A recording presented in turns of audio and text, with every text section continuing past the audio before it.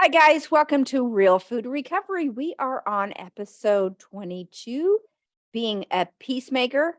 Anger never persuades. That's Hi, right. Jamie. How's it going? Good, Paige. How are you? Good to see you always. Good. Welcome Yeah. to Real Food Recovery, guys, where we are very happy to have you guys here. Very happy to be here talking about this topic. Very happy to be here in general. Real Food Recovery is the recovery podcast for food addicts or people who think they might be food addicts or food obsessed. We are here to talk about the process of recovery, and we are food plan neutral and processed food free. Always processed food free. Yes, we are. So, peacemaker, being a peacemaker, anger never persuades. Why are we taking time to discuss the components of peacemaking?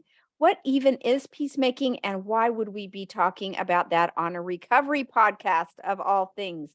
So, before we get to those answers, that before we answer these important questions, let's start by defining peacemaking. Yeah. It's someone who builds trust in every relationship. They are truthful and honest. Reconciliation and peace are more likely when there is trust. Peacemakers are moral, pure, gentle, open to reason, impartial and sincere, patient, and willing to go the extra mile. Peacemakers live in the adult part of the brain.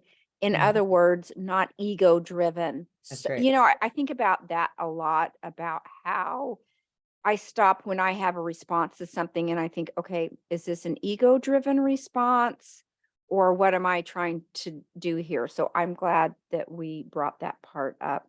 Yeah, This, de- let's define really quick, Paige, because I'm listening to your description, and I'm putting myself in the shoes of yep. our listeners who might not know. They might have a definition of ego, or maybe they might think they know what ego you're referring to here. Can you go into a little more detail on when you say not ego driven? So let's say you and I were talking about, oh, I don't know, let's say politics, just, Sure. and my drive to be right That's right. be is from an ego driven part of my brain because I want to be the most correct. I want to be the most knowledgeable. I Yes. want to make the most sense instead of my goal being I want to be at peace with my friend. Or I want to learn about their perspective so that I can understand where they're coming from and agree to disagree or agree to agree. But yes, Hmm. ego is self-seeking, right? It is the idea that Promotion. self-promotion, Self-promoting. self-seeking. You want to make sure that you're right, that your point gets across, that The you're most correct. exactly. The most everything. Whatever adjective you want to use, but the most whatever adjective you want to use. There you So go. this definition includes the relationship we have with ourself. In fact, one would argue the most important relationship we have is with ourself, and creating peace from within is critical to discovering your authentic self and thus promotes happiness and fulfillment. That's So we have to ask ourselves, you and I, do we consider ourselves peacemakers with ourselves and with others? Jamie, what do you have to say? Yeah, so this is so interesting because those, the saying, those who can't do teach, comes to my mind when I think about this answer when I was prepping this episode. So I'm, in my day job, I'm in the healthcare industry, and I'm doing a lot of human resource work and executive coaching, physician coaching, leadership development work, curriculum development. I teach people things. Mhm. And so it requires, right, the coaching that I do, the development that I do at work requires me to be diplomatic, requires me to be focused on making connections, keeping the peace, finding solutions, making win-wins, and building relationships, right? Building relationships, my currency is trust. And it's Mm. something I'm really very careful about and very focused on. How can I garner trust? How can I build trust? How can I leave the situation, the person, the session better than I found them? Mm. And that's not always easy to do. And I love the challenge. But in my personal life, would I label myself a peacemaker? With myself? No, not until recently, not until the last Mhm. few years of recovery. And I don't always label myself a peacemaker in my personal relationships, because sometimes I would stir up drama. Unfortunately. You mean recently or before No, you were in recovery? Yeah. before the last few years of recovery. Why do people do that? Is it they're just seeking excitement? They're Yes. bored? Yes. It's Mm. not even a boredom. Like I know I was bored. It wasn't like hey, I'm bored, let me stir up some drama. It was more that I had this sort of programming where it was constant addiction to drama, constant modeling of Mhm. drama, or stirring of pots, as it were. And I just thought that's how people lived. They went from one drama to the other, to the next, to the next. I had a friend who grew up in a tumultuous home, and Mhm. she was uncomfortable when she would get in relationships and things were copacetic. Oh yeah. She would always drop, a lit match on gasoline right in the middle of the living room Yep. if things were at peace, just very uncomfortable when things were comfortable. Mhm. So, yeah, makes sense. So I avoid conflict. My parents never yelled. I just I'm very uncomfortable around it. I walk a mile around it if possible, but if I have to address something, I always try to make it palatable for the receiver Mhm. because in a sense that is helping me too. I don't want backlash, so I Sure. always approach with kindness. So my husband is a divorce lawyer, a trial lawyer, and he said I always start out nice. Mhm. Always start out nice. I only get ugly if it's necessary because it just goes nowhere fast. So, Mhm. Yes.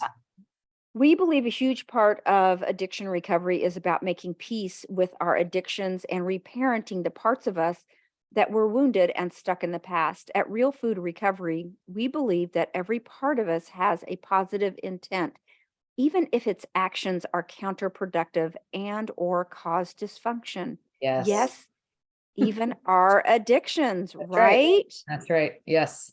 It may surprise you to learn that your addiction's job is to protect you. My addiction's job for 30 some years was to protect me, and I Yes. saw it as its only job. So our addictions go to every effort to minimize pain for us. They're actually trying to protect us. The only problem is that our addictions don't recognize the consequences.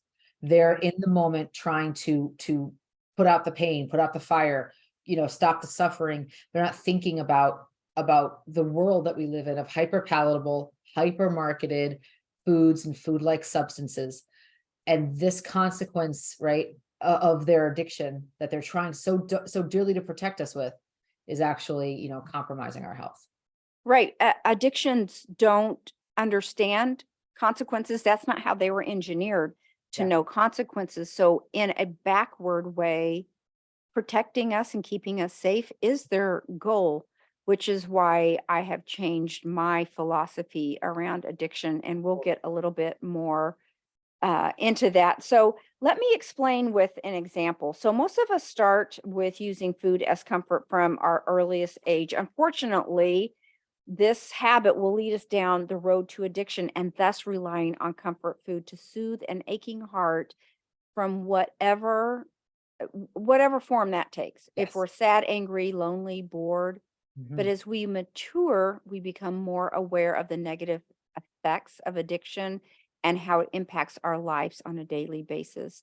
We become aware of the need to refocus our reactions to skills versus food. Otherwise, we are setting ourselves up for suffering. Yes. When we use food for comfort, we are giving food a bigger job than it was ever designed to do.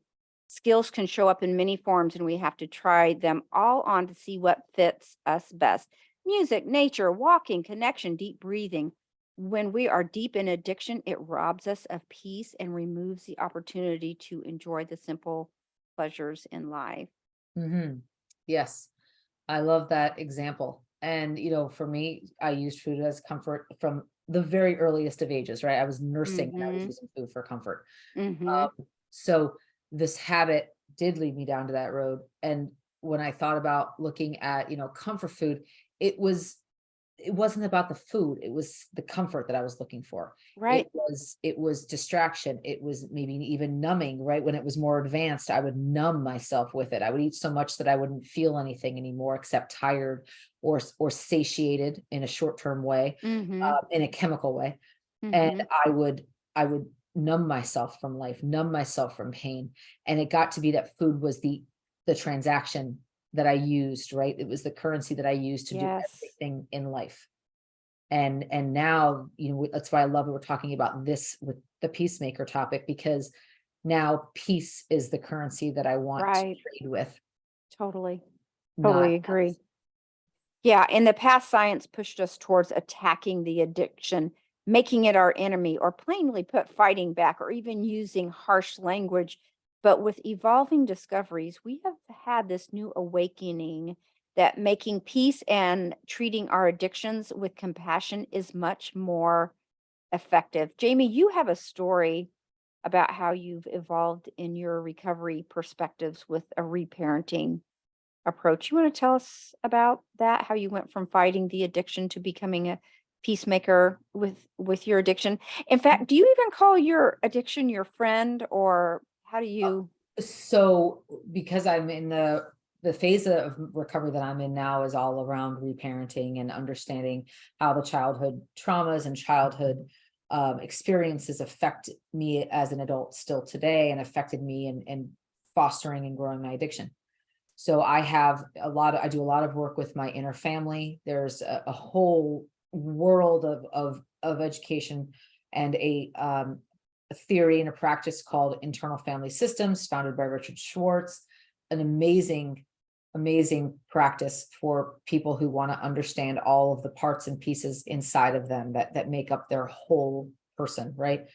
So for me, my recovery really, I would say, catapulted into a whole other level in the last couple of years when I started to do this reparenting process, where I Mhm. realized that my addiction was actually a wounded part of me that I used to reject and call myself broken and really just hate on it. I would feel disgust and hatred for those parts of me that would drive me to eat, and I would berate myself, and I would shame myself, and still, even in the last 5 years of my recovery, I would talk to myself in hard and harsh ways. And now Mhm. I'm at the point where I realize that all that did was make my addiction, or those parts of me that were seeking comfort from food, or seeking comfort from stuff, or from relationships, or whatever, from media, it made those parts louder. It Mm. made them more reactive, because it felt like there was no part of them that was loved. So what Yeah. happened, my natural inclination to push those things away, or to deny them as parts of me, actually made them worse, right? They acted Yeah. out more. And Mhm. what I have been practicing in the last year or two is really loving my addiction and thanking it, and saying, you kept me safe as a child. You had good intentions to divert me from pain, or Yeah. to disrupt a painful situation, but that actually, it worked against us. It made Yeah. us really sick. It made us really sad. It made us really anxious. And that doesn't support our goals now. Yeah. So I'm gonna give you the best gift, addiction. My addiction is really my inner child and my inner teen. Sometimes my critical parent, but usually she's the one pushing against the two. When I'm in the food, right? All those years, it was because my inner child and my inner teen were running the show.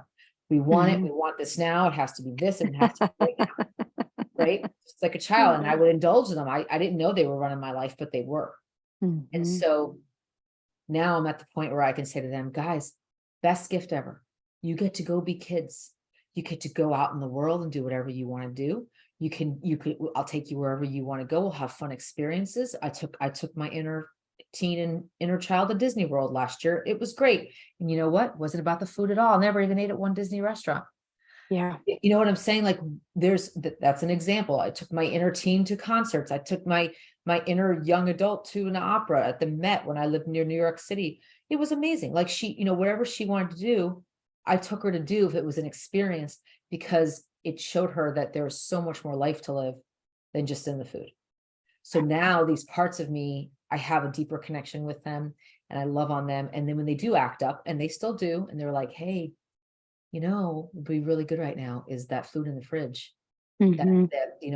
That stuff that's the highest calorie density in the fridge, even though it's unprocessed food, it's the highest calorie density sitting in a container. You want to go ahead and have some. It's like, wait a second, I'm not hungry.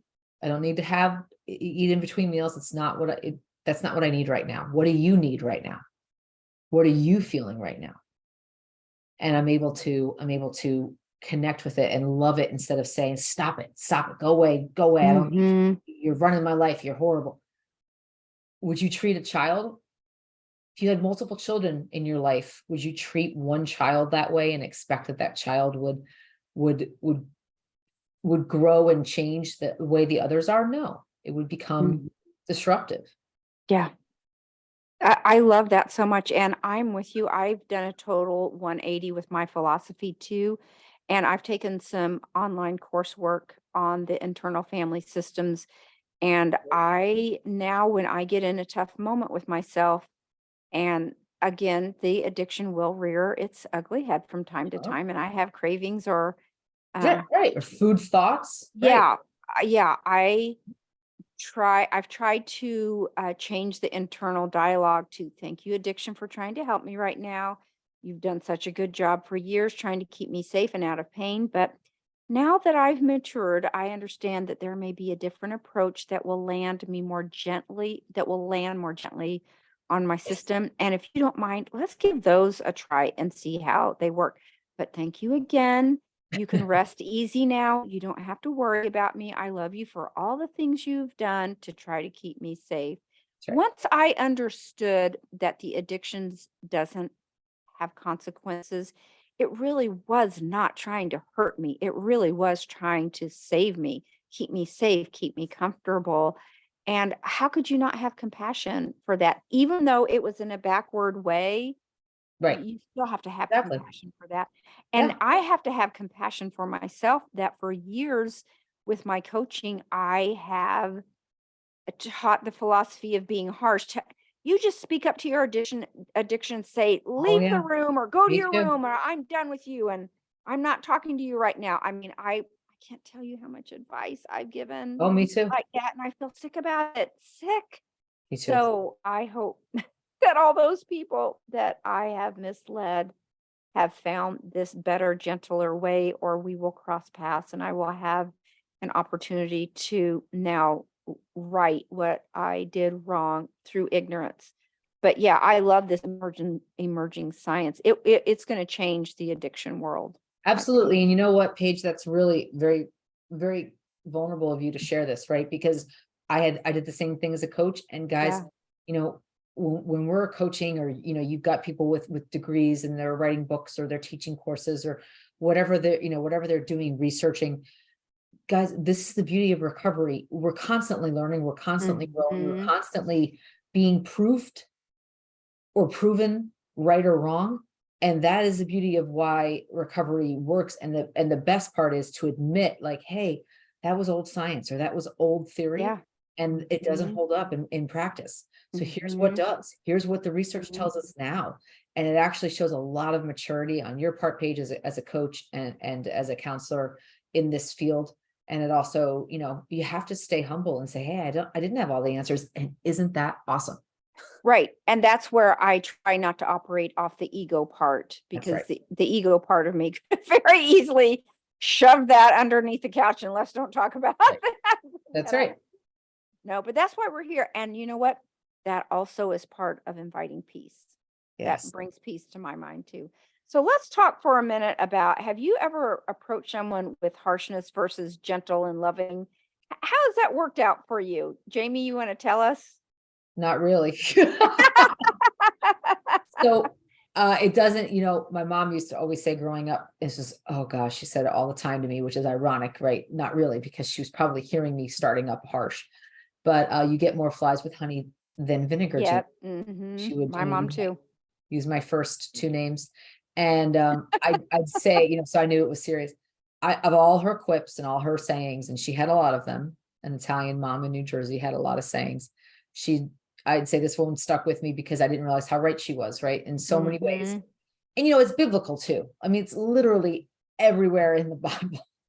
how important it is to start with peace, to start with, Yeah. to lead with love, to lead with curiosity and Yeah. childlike connection. And I it was not modeled for me. So no, I when I have meaning the love leading was not modeled for me. So starting with harshness, starting with judgment, starting with condemnation was what Mhm. was modeled for me, starting with anger or exasperation, frustration. Mhm. All of those things were modeled for me on a regular basis. Mhm. I lived in a home with very, a lot of fighting among my parents when they were there, and grandparents, particular set of mine, uh, did a lot of fighting, and it was just, I thought that's how people communicated with each other. They were Yeah. judgmental, they yelled, they were a very, coming from a place of fear, very jumping to conclusions and assuming. And it just was what was modeled constantly. So I just thought that that's how people related. Yeah. Yeah, in my younger years, I would just confront head on, but now I try to start a conversation.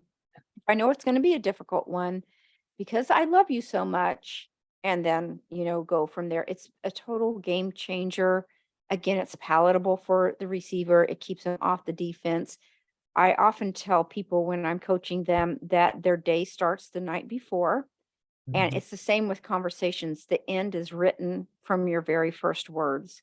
So being careful how you open a conversation really drives the direction that it goes. So, how do you discern when to overlook conflict or when to address it? I mean, we would all love to just sweep everything under the carpet and not address it, but how do you know when to address it and when to overlook it? Well, see, I'm not wired to, because I'm a highly sensitive person. I'm very empathetic, and if I'm disturbed, it's I want to fix it. And sometimes I would think it would mean fixing the other person, but it really isn't. If I'm disturbed, there's something wrong with me. Mhm. I'm the problem, as the Taylor Swift says. I'm the problem, not the other person. And so I'm learning this every day. So I love to learn from life and learn from others. So, and I'm an actual teacher. It's just what's in my blood. So I want to teach people things. So a lot of times, Mhm. um, my approach to conflict, or this approach to conflict, has not served me well, because in my genuine desire to teach someone something, not from, I don't think it's from a place of ego. It's from a place of, oh my gosh, I love you so much, I want you to know what I know. It backfires when people are not in the place to receive it. And Right. so that can cause conflict. Or if we're in conflict, I want to educate someone on why they're wrong, also does not go well. Does not go. Really? Huh, Yes. that's so odd. So yeah, isn't that, but truly, growing up, daughter of a teacher, fifth grade Mhm. teacher, and niece of a nurse, and other natural teachers in the family. So that's how everyone related to each other. We were Mhm. always teaching each other lessons, and anyway, it just was the family way. And Mm, so, for me, I've done a lot of work in this area, and mm. certainly in my marriage, I have learned a lot about how to have soft startups, and how to Yeah. approach my husband in a way that is loving and kind and curious, and Yeah. conflict opportunity for me to connect with him, Mhm. or the other person. It's not, Mm. it's really to be curious, find common ground, to learn from the Mhm. situation, not to teach the other person something. I'm not their God. I'm Yeah. I'm there just to learn what I can, and learn from the situation. Yeah. This is a tough one for me too, because I think it's a skill set to know when to overlook and when to address. But with time, practice, patience, I think you get better. By better, I mean usually grow in wisdom with age and experience. But if someone is getting hurt or your peace is being jeopardized, you have to speak up. Yeah. There is no other way to resolve it. You have to address it. That's part of adulting, right? Unfortunately, we're Yes. forced to keep adulting. I don't know why. Yeah. So Something about our age. it's the But no, but dumbest if you thing don't ever. if you don't speak up, though, it just turns into resentment. And for me, resentment Yes, it eats does. away at me over time, and it makes me, Agree. it turns me into a person that I don't like to be. Right. It does breed resentment.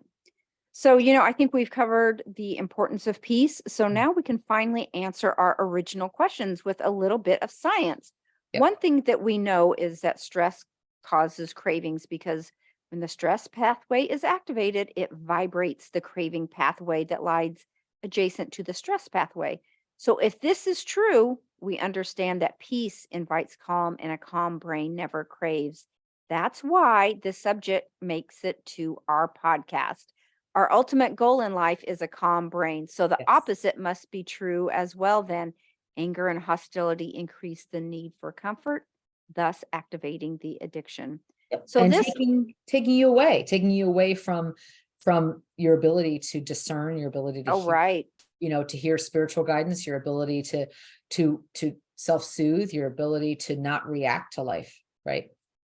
Yeah, that really is the next big topic of how does anger affect your recovery. I hate being in that place. It's so uncomfortable.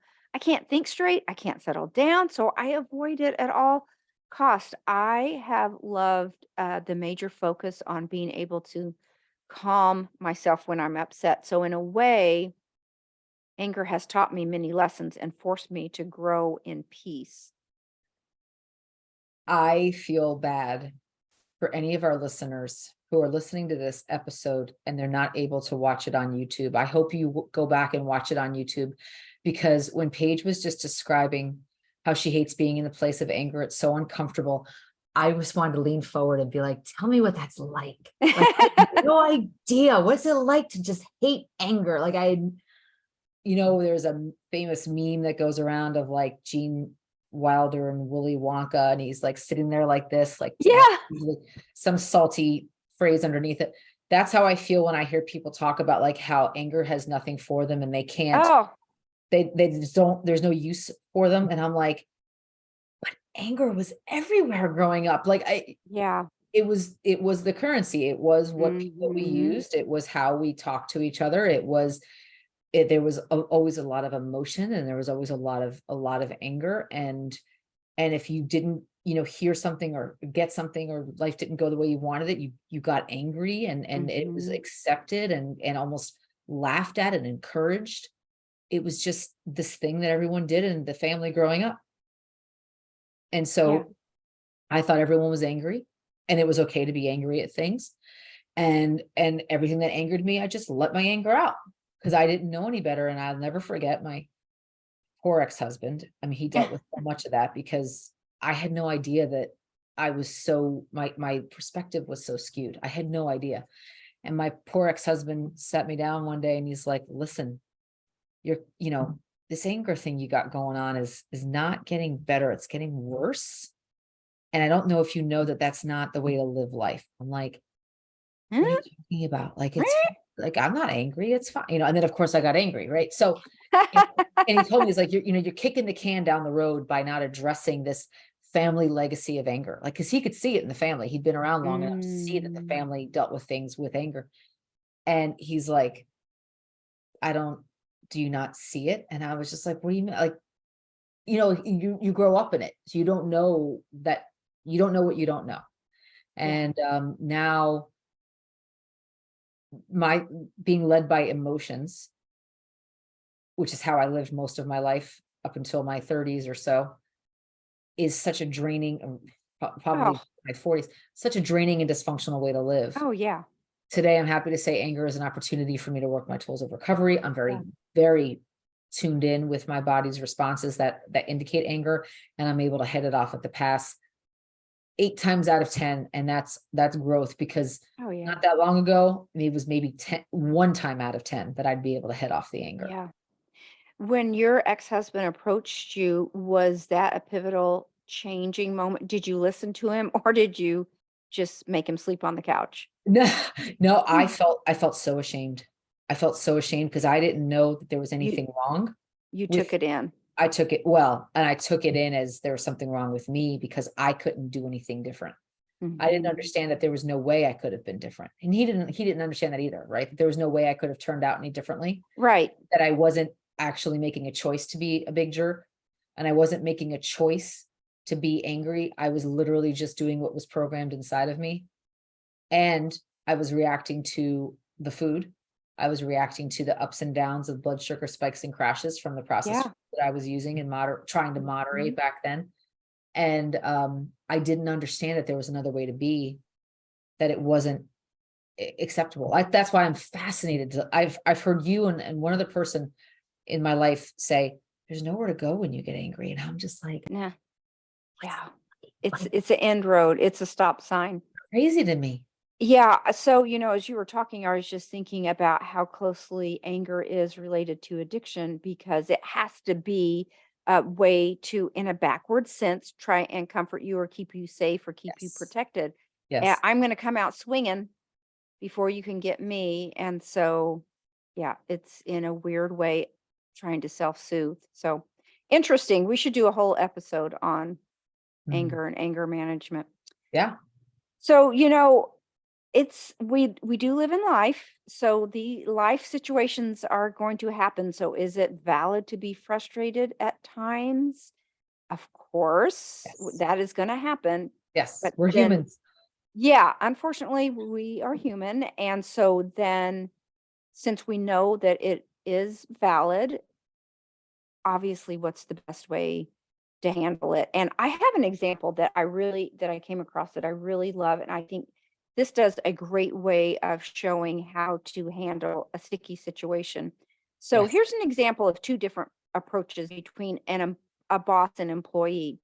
So the employee is always late for the work, late to work. So the boss says, "I'm mad at you. You are late to work again." So if I said that to you, what is your automatic response? How do you feel when your boss just takes a bite out of you? You're stepping inside the Yeah. door. I mean, Shame, it shame, yes. confusion, maybe, uh, feeling judged, all of the above. Yeah. You're going to start building up walls. You're going to be defensive. You're going to start thinking about your response versus what they said. Communication stops. It's over. I mean, the conversation, you might as well just go to your separate offices because the conversation's over at that Well, time. and the boss used the magic U word, right? Which Yep. is, it's very toxic, right? To start a any kind of feedback with Mhm. you are late Mhm. to work again, or you're always late. Any of Mhm. those you statements can be very triggering for the other person. Yep. You always make it about yourself. So here is an approach, and I'm going to say it to you, and I want you to tell me how you feel if I Mhm. would say it to you this way. Jamie, I see you're having trouble to getting to work on time. That tells me that something must be wrong. How can I help? Tell me what's going on. Mhm. Yep, yep, that using your I statements and showing concern and asking a question. Um, and you could say one thing that I love that I learned from Tony Robbins years ago, always assume positive intent. So I Mhm. see you're having trouble getting to work on time. That's not a pattern that I've seen from you in the past for long, but I've seen it a lot lately. Is there something going on? So Mhm. it's the whole idea of like, hey, I know this isn't you. This isn't your heart. This isn't your Mhm. action. This isn't your typical self, but I've seen a pattern change and what's going on. And Yeah. it's a much more conducive way. Now here's the key though, Paige. If that person doesn't trust that other boss, or that boss that Yeah. isn't talking to them yet, they might still put up that wall, and it's on that Yeah. boss to say, okay, thanks, let me Yeah. know if you want to talk, Yeah. but you've got to leave that Agree. door open. Agreed. But the approach does foster communication. Absolutely. Absolutely. So I that's why I always try to make it palatable for the receiver, start with a gentle approach and see if you can get somewhere. That person feels cared about, they feel Exactly. safe, comfortable, Exactly. off the defense. So just an example, I'm sure you've had those experiences in your life and Yes. it's just fun to talk about. Using I statements is really the key. Starting Oh anything yeah. with an I statement. Mhm. Again, Mhm. did not until the last 5 years of my life. Was never taught to me. That was never modeled. It was always you statements. Mhm. Have you ever had someone be gentle with you even when you didn't deserve it? You have it. Yes, there haven't been a lot of those people in my life until the last few years. But, as I said before, my family of origin, culture of origin, just was not that way. So it's very foreign to me to be treated with gentleness, to be treated with curiosity, with respect. No matter how I show up, it's very, that Mhm. unconditional love or unconditional acceptance is very foreign to me. Mhm. And I'm trying to make up for lost time, just like I am with my health goals, right? For all the years that I beat myself up with food.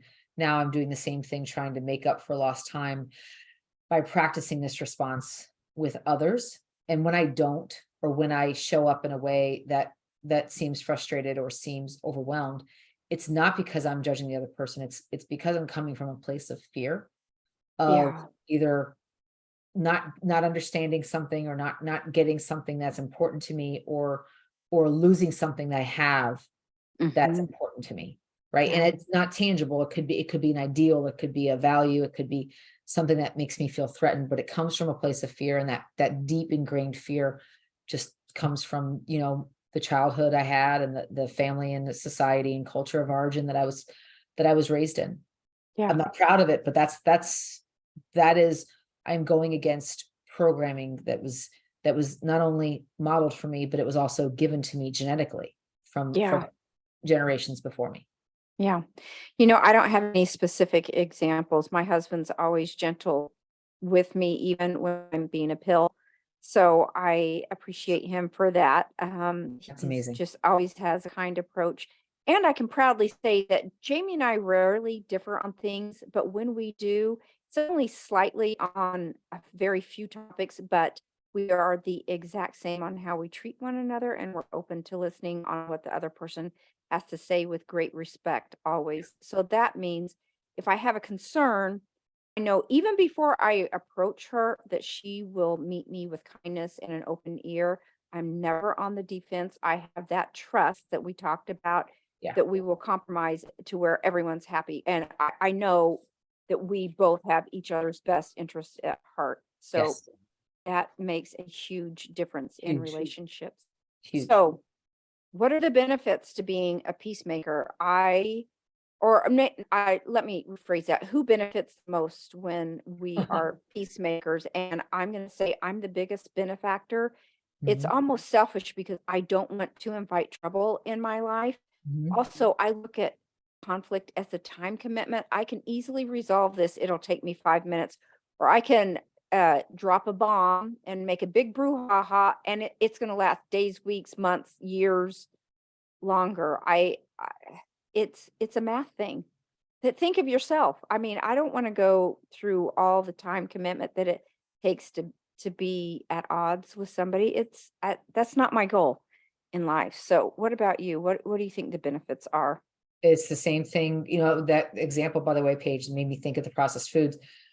That's the same thing that I realized with processed food. Like, if I'm going to eat Mhm. this junk food, it's going to be seconds, maybe a minute, and then I'm going to feel for days, and maybe even weeks. I'm going to feel horrible about whatever, the ramifications of eating this food are. So Mhm. I don't even want to do it. It's not, the math doesn't add up. That once I realized that, it was very easy for me to stay away from it, believe it or not, because it was very clear the consequences. This is also very clear now. Unfortunately, so I'm the benefactor of Yeah. being a peacemaker. But when I lived in my old pre-recovery mindset, it was all about being a victim. And I thought the benefit was having my victimhood confirmed. I used to get a little bit of a Oh, chemical hit when I wow. remember years ago, telling somebody about the story of growing up, and some of the big horrible things that happened. And I remember I got sympathy, Mm, which was appropriate to give, but I had never really gotten sympathy before. mhm. So I just got a lot more contempt, or a lot more judgment from people that I would talk about with it, because they were in the family, and they were in that world of, this is how we treat each other. So when I got Mhm. sympathy, I confused victimhood and pity for love. So I would just go in this victim mode and try to get more sympathy and more pity, because I equated Mhm. it as love. Yeah. In And this in it's the psychology world, they call that secondary gains. yes, exactly. Exactly. So for me, I really was just spinning in this constant resentment about how unfair life was or unfair those people were. I used a tremendous amount of time and energy. I am sure if I didn't have and I, who knows what it'll do catching up to me health wise, right? Because we know Mhm. there's science that proves that the resentment over Oh, years leads to all kinds of illnesses, major illnesses. I'm, so far so good, but I do what I do and I live the way I live to mitigate the effects of my first 40 years of life yeah. and the resentment and the anger that I walked around carrying. And so I have the last 15 years, a really good workout regimen, and I've gotten a lot of anger out in my workouts. A lot of that energy's come out in my workouts. So I'm thankful for that. But now I see, really what a useless waste of time that I spent in those spinning resentments and no clue about how to get out of it. And now I acknowledge my emotions, I process them, and I move on without letting myself go into conflict. Because Yeah, if I'm disturbed, I'm the problem. right. And we want to make sure that people understand that this doesn't mean you don't set boundaries That's with right. people. That's an entirely different topic, but living with that, and I'm so glad that you brought that up about the health concerns that come from Mhm. just having that dark heart. It's just not worth it, especially with yourself. So this again, the answer to why we include this topic, it's serenity, it's peace, it's patience. All those things are hallmarks of recovery, and anger never persuades anyone. So our goal at Real Food Recovery is for you to have this rich, happy, full life centered around peace, Mhm. and peace is opens the door to joy. So Yes. we're Yes. so glad that you were here. This, I think, was a really important episode. Do you want to say anything before we get to listener questions? Yeah, I don't want to bring us down, but I really do want to share this. It's on my heart because, I grew up with a parent who had a lot of major resentment against the other parent, Mm. and it ruled their life. It ruled their life. Wow. It ruled all of their interactions. Mm-hmm. And it ruled their life to a point where they, it affected their immune system. It affected all of the ways that they would, be able to deal with life. And they ended up catching every illness that that came Oh, around all the time because their immune wow. system was compromised from that and food addiction. And then they ended up, catching something that evolved into a secondary infection and killed them. And they were 60 Mm. years old. They 60. had, yeah, Oh. so young and had spent so many years just eaten alive with resentment. And that was what was modeled for me. And I never understood how, that unforgiveness, how that could lead to making choices consistently that put that person in such a state of, of constant inflammation and constant, immune dysregulation that they could not fight for their life, and they lost their life at a young age, when they were finally getting to a place where they could really live. It's really just it was like the biggest lesson, Tragedy. but but even then it took me another 15 years to start applying it. I Yeah. learned that lesson 15 years ago, and only now am I starting to apply it. Yeah. So we are where we are supposed to be, Mhm. because that's what the process looks like, That's right. and there must have been more lessons for you to Yes, learn very to true. to prepare you for being ready to receive the Very ultimate true. lesson. Yes, once I learn a lesson, I practice it like that. Yeah. Okay, let's get into, we have 2 listener questions. So, these are good. In the Mhm. heat of an argument, how can I motivate myself to at least consider the other person's point of view? I'm usually so focused on my argument and I don't want to budge. Do you Mm. want to answer that, or do you want me to answer that? Yeah, it's helpful to remember that I need to calm myself down, Mhm. and I need to be in a place where I can hear reason from within me my Mhm. spirit or from God. It helps me, if I'm calm, I'm able to be curious and seek Yeah. the other person's perspective. Mhm. Right. I like the idea of prioritizing the relationship over winning. I Mhm. love the question, do you want to be right or do you want to be happy? It's also helps to the trick of seeking to understand the other person's point of view or put yourself in their shoes to see if that changes your perspective at all. When you practice this attitude, your opponent is likely to see how considerate and reasonable you are and Mhm. become more open to your point of view. And I'm sure you're always right. I'm sure it is the other person, but just in case Yeah. you want to get further in a discussion, a gentle approach to it, an open approach, a gentle curiosity, like Jamie said, really does help. And it's not easy. It No. takes practice like anything else. So Right. the next time a confrontation comes up, just look at it as practice, an opportunity to practice and invite the situation and play a game with yourself and see if you can turn it around. Yeah. So, I love that.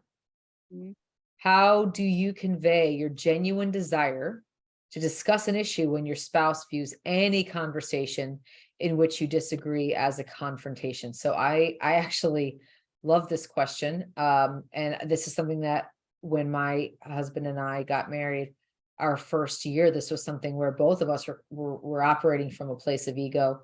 Both of us were mm, operating from a place of woundedness, him from his past marriage, me from my childhood. And, we talked a lot about trust, right? So you want to make sure that you're coming from a place of trust and coming from a place of, hey, I understand that you are on the same team. We're on the same team here. right. We're not actually against each other. We're actually for each other. That's why we got married.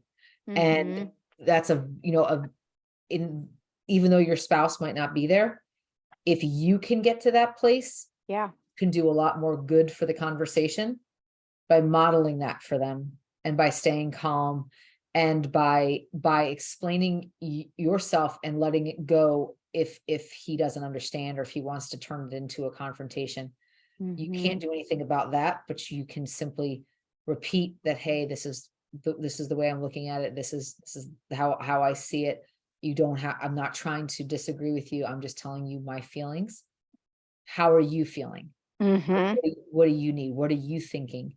Get curious and use it as a way to learn about each other and connect instead of try to win or try to prove to them why they shouldn't have a confrontation about they're not in the place to hear that. Yeah. I go back to, well, first of all, I agree with everything you said that trust is a big issue here. But Mhm. starting a conversation with, hey, I was wondering about something. Is this a good time to talk? Or I value your opinion so much. I was Yes. wondering if you could help me with something. Or again, because I love you so much, I felt prompted to come to you with a question. That first approach is just everything. It keeps them off the defense, keeps them open instead of starting to formulate their response. You want Yes. them to listen to what you have to say. Absolutely. Couldn't agree more. Yeah. And Paige, this episode is so important. I'm so glad we did this. And there's a lot of questions I think that we might get or you guys might have in mind about, okay, I understand how to be a peacemaker, but now what do I do with what I'm feeling? Like, I don't want to be Mhm. led by my emotions, but what do I do about what's going on inside of me? That's a great question. And that is exactly why episode 23, our very next episode, will be all about how to process emotions. Mhm. So stay tuned for that one. Paige is Very also, timely. yeah, always good to see you, Paige. Yes. Thanks for talking. Thanks, guys. See you around. See you soon. Bye-bye.